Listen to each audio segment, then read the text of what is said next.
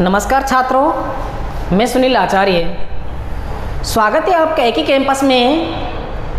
जैसा कि हमने पिछली क्लास में अध्ययन किया था कर्म कारक का, उससे पहले हमने किया था कर्ता कारक का, और आज हम नंबर 3 अध्ययन करने की ओर जा रहे हैं करण कारक का।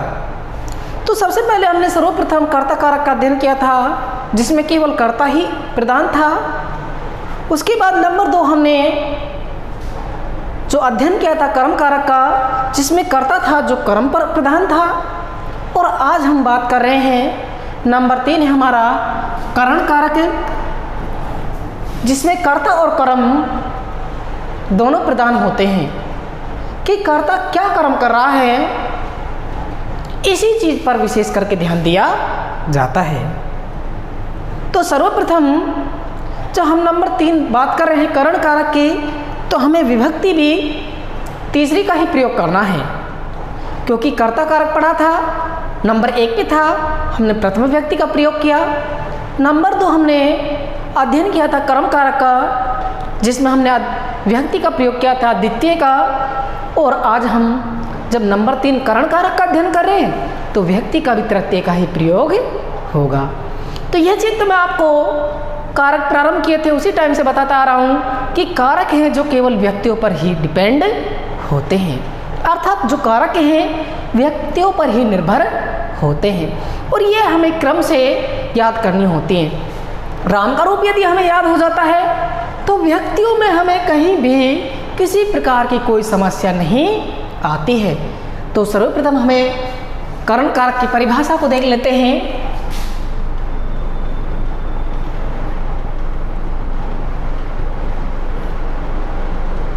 कर्ता क्रियायम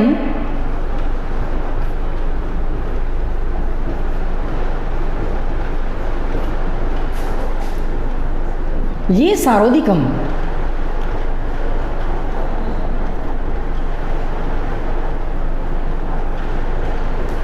ये सारोधिकम सहायकम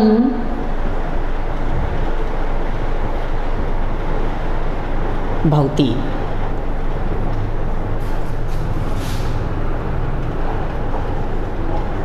तस् कारकस्य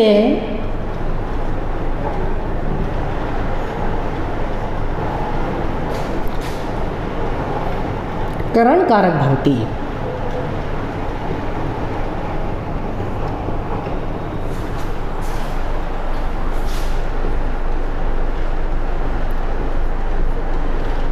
करण कारक है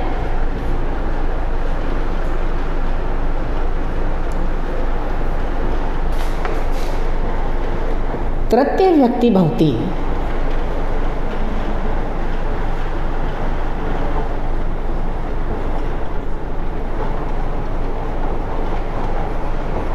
एक बार फिर से देखिए, कर्ता क्रियायम ये सारोधिकम सहायकम भवति।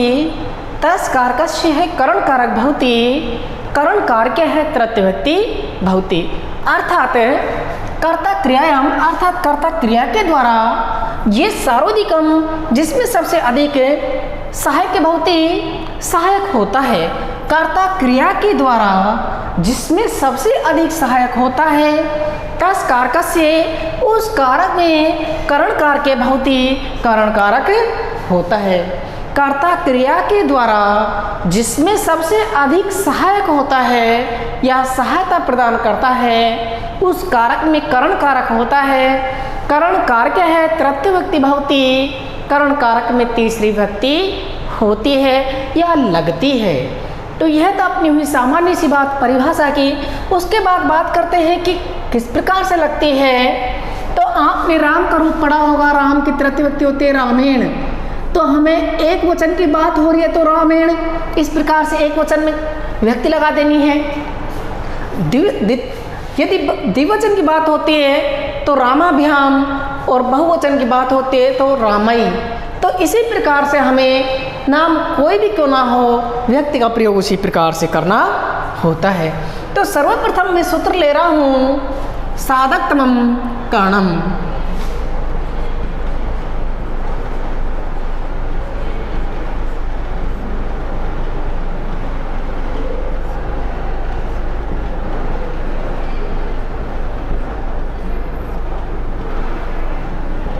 साधकतमम कर्णम कर्णे, या इसको कर्णम भी कर सकते हैं, अर्थात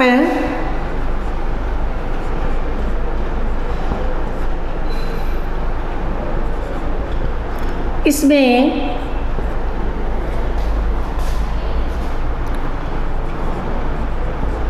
कर्ता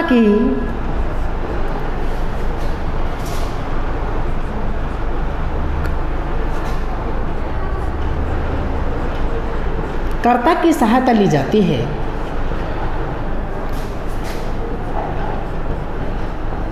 अर्थात इसमें कर्ता की सहायता ली जाती है। अब बात करते कैसे, जैसे राम जल से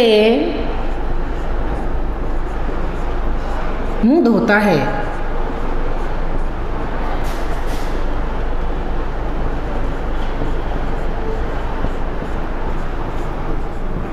वाक्य हमारा पहला हो गया कि राम जल से मुंह धोता है, चिन्ह आ रहा है से, और करण कारक का चिन्ह भी होता है से, क्योंकि कर्ता ने कर्म को करण से अर्थात जल से क्या करता है, मुंह धोता है।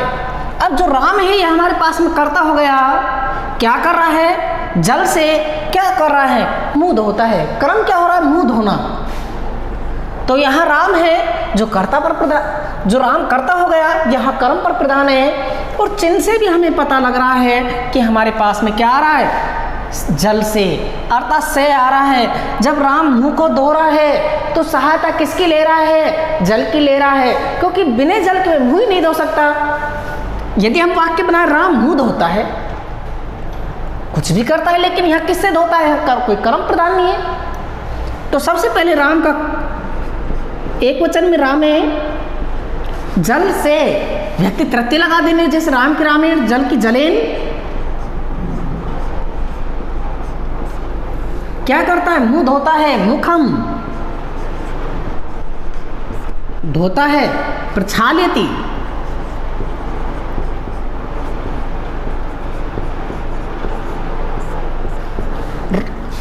राम जलेन मुखम प्रक्षाल्यति, अर्थात राम जल से मुंह धोता है।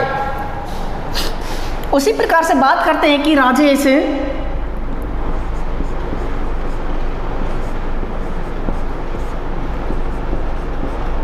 साइकिल से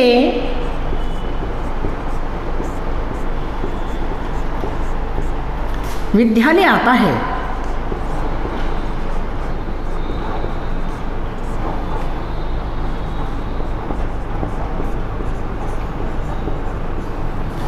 राजेश साइकिल से विद्यालय आता है, तो राजेश जब विद्यालय आ रहा है तो सहायता किसकी ले रहा है, साइकिल की ले रहा है, क्योंकि किससे आ रहा है, साइकिल से।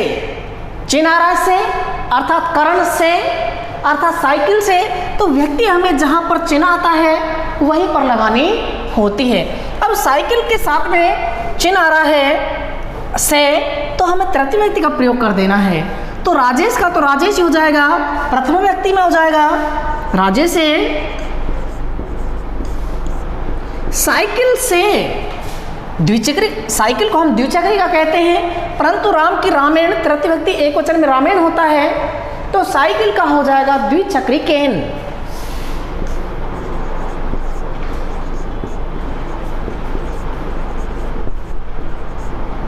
वाक्य हमारे यहां तक बन के कंप्लीट हो गया।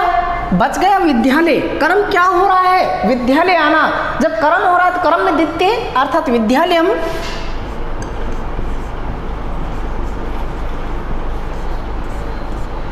आता है, जाता है तो गस्ती, आता है तो आगस्ती।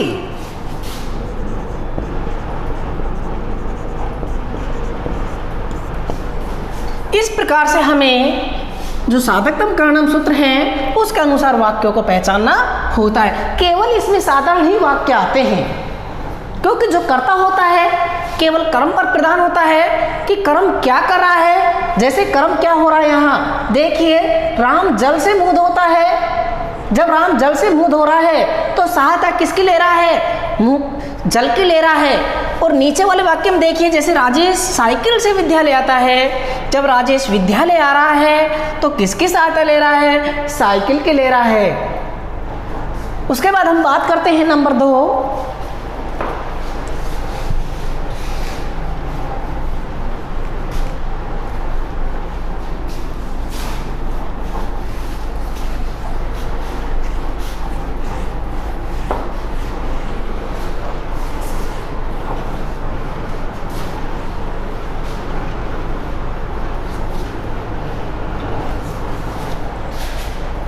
नंबर दूसरा हमारा विधि सूत्र होगा सहयुक्त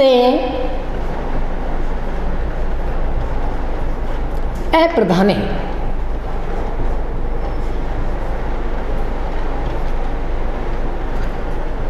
सहयुक्त अप्रधाने अर्थात सह साकम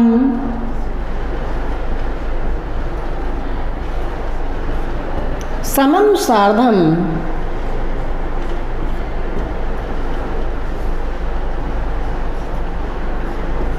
सह साकम समम सार्धम, इन चारों ही वाक्यों का अर्थ होता है साथ। और जब भी हमें वाक्य में सह साकम समम सार्धम इस प्रकार के शब्द दिखाई दें तो वह हमें बेझिझक समझ लेना चाहिए, वहाँ करण कारक होगा।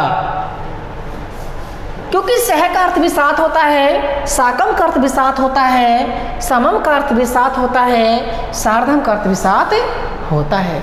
और जहाँ पर किसी का साथ लिया जाता है या सहायता ली जाती है वहाँ पर करण कारक का प्रयोग किया जाता है। यह चीज़ मैं आपको परिभाषा में ही पहले ही बता चुका हूँ। तो देखिए, जैसे वह पिता के साथ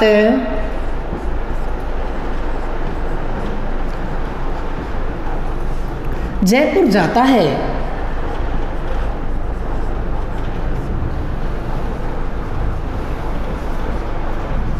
वाक्य हमारे पास में है कि वह पिता के साथ जयपुर जाता है। चिन्ह तो आ रहा पिता के, और अधिकरण कारक में चिन्ह भी यही होता है कि मैं पेपर काके की, परंतु बीच में हमारे पास में साथ आ गया। यह शब्द यदि नहीं होता तो हम इसे करण कारक के अनुसार बनाते, परंतु बीच में धातु क्या आ गई? साथ, अर्थात सह साकम समम सार्धम वाली धातु आ गई, इसीलिए हमें इस कारक को चेंज करना होता है। तो यह चीज़ मैं आपको बता रहा हूँ कि जहाँ पर भी वाक्य में आपको साथ शब्द दिखाई दे वहाँ हमें बेझिझक करण कारक का प्रयोग करना चाहिए। तो देखिए छात्रों, से वह का अर्थ होता है से पिता के, जब पिता के साथ जा रहा है तो पिता में तृतीय व्यक्ति लगा दो, और पिता के रूप में ना आपको शब्द रूप में पढ़ाया था उस टाइम कि पिता का जो होगा पित्रा, पित्रा हो जाएगा। साथ के लिए सह साकम समम सार्धम, इनमें से जो आपको अच्छा लगे उसको रख सकते हो। तो सह हो गया, पित्रा सह, करम हो रहा है जयपुर जाना, करम में द्वितीय जयपुरम, जाता है गच्छति, आता है आगस्ती। तो यहाँ काम हो रहा है जाने का, तो गच्छति। तो देखिए वाक्य एक बार, से पित्रा सह जयपुरम गच्छति, वह पिता के साथ जयपुर जाता है। और देख सकते हैं जैसे मोहन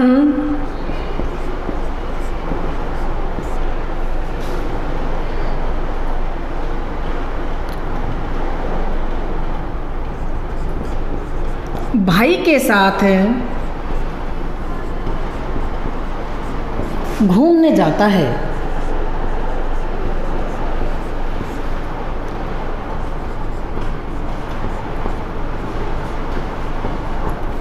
उसी तरह से मोहन का प्रथमा मोहनी,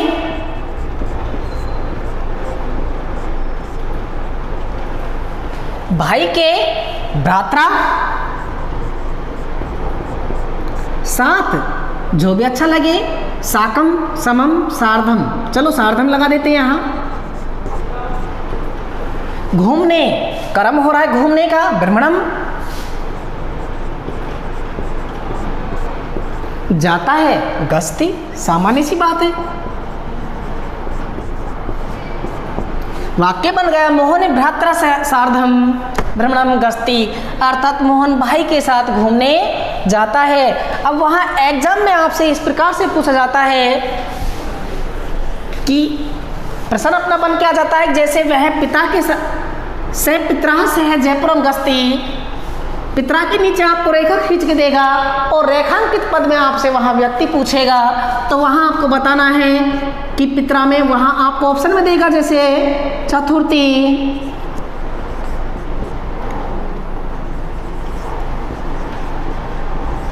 तृतीय,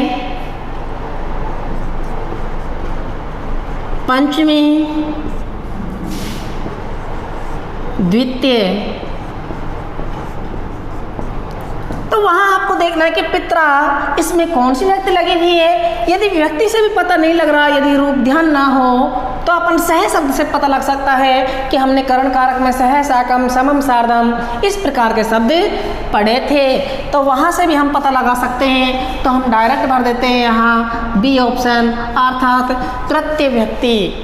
तो इस प्रकार से आपको एग्जाम में पूछा जाता है। उसके बाद हम नेक्स्ट सूत्र की बात करते हैं।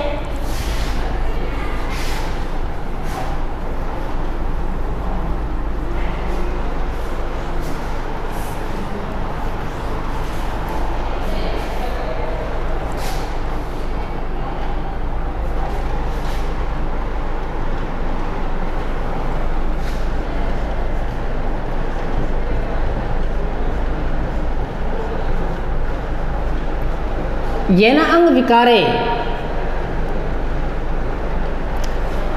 अर्थात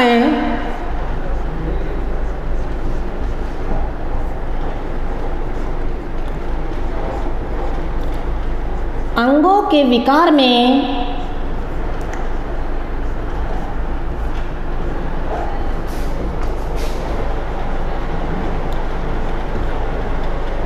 करण कारक का प्रयोग किया जाता है।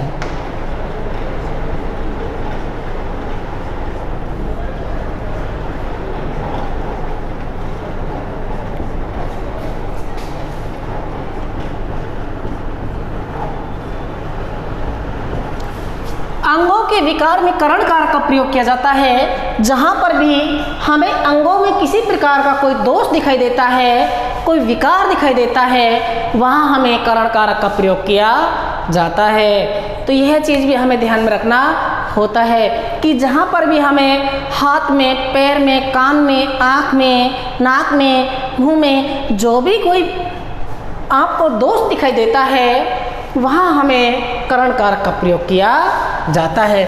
जैसे अंध मानी होता है अंधा,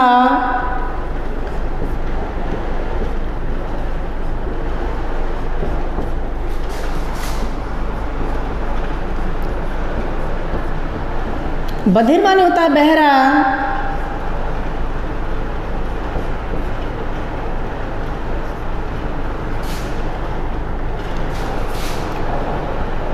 मूक का अर्थ होता है गूंगा,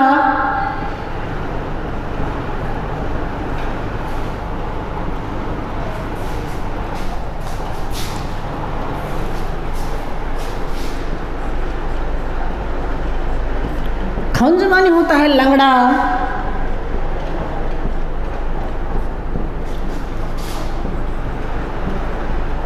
खलवाट माने होता है गंजा,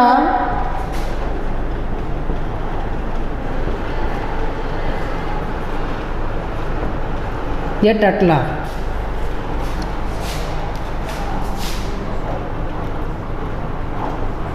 पंगु का अर्थ होता है टोटा, या कह सकते हैं लंगड़ा।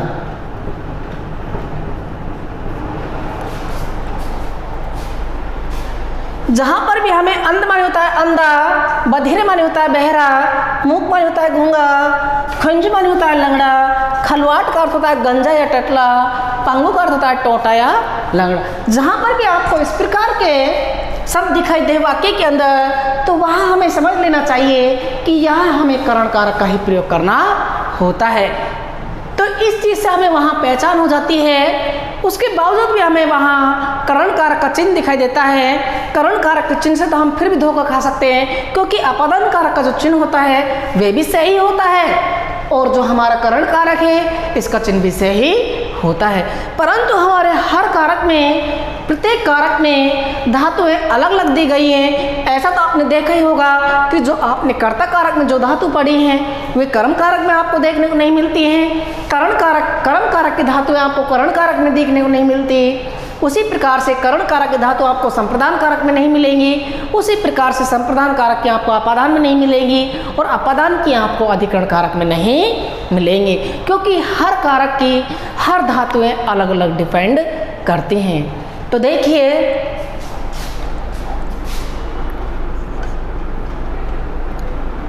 सूरदास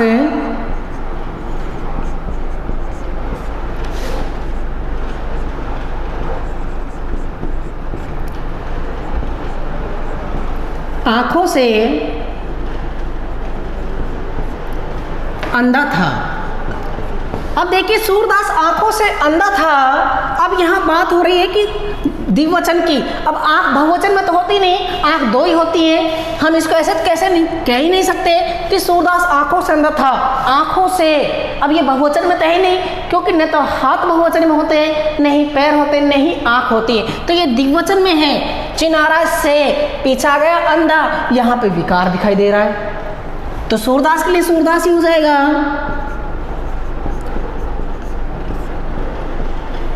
आंखों से नेत्राभ्याम,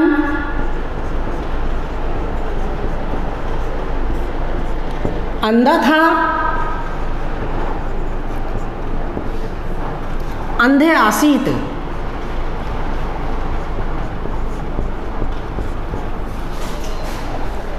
तो यहां नेत्राभ्याम ये तृतीय व्यक्ति का द्विवचन लगा हुआ है, या कह सकते हैं वह आंख से अंधा है। वह आंख से अंधा है, तो यहाँ एक ही आंख की बात हो रही है, तो वह के लिए से हो जाएगा आंख से नेत्रेण, राम की रामेण आंख की नेत्रेण, अंधा है, अंध अस्ति।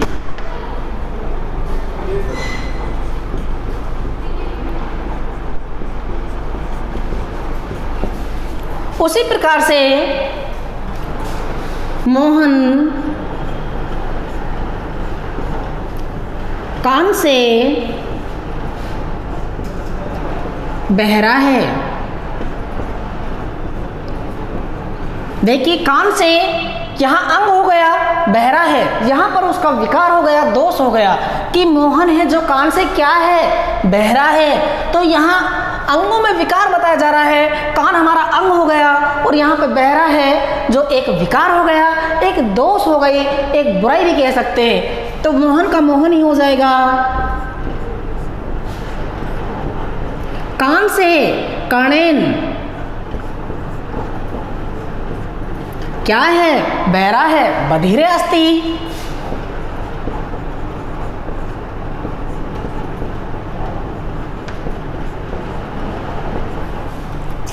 उसके बाद कह सकते हैं वह पैर से लंगड़ा है। वह पैर से लंगड़ा है। अब पैर हमारे यहाँ पास में अंग हो गया, लंगड़ा है, उसमें दोष हो गया, एक विकार हो गया कि वे पैर से कैसा है, लंगड़ा है, और चिन्ह भी आ रहा है से, अर्थात करण से, तो वह के लिए हो जाएगा से। पैर से, पैर पाद माने होता है चरण, जिसको पैर कहते हैं, लेकिन तृतीय व्यक्ति लगानी है तो हो जाएगा पादेन। लंगड़ा है, खंज अस्ति।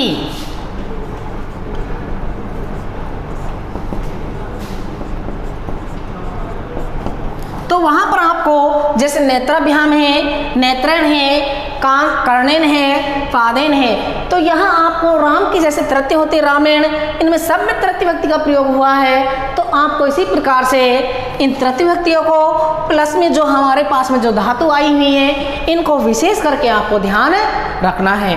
बस हमें कारक पढ़ते समय केवल धातुओं पर और व्यक्तियों पर ही जोर देना होता है। एक बार हमें यदि राम का रूप याद हो जाता है, कारकों में हमारी किसी भी प्रकार की कोई गलती हो नहीं सकते।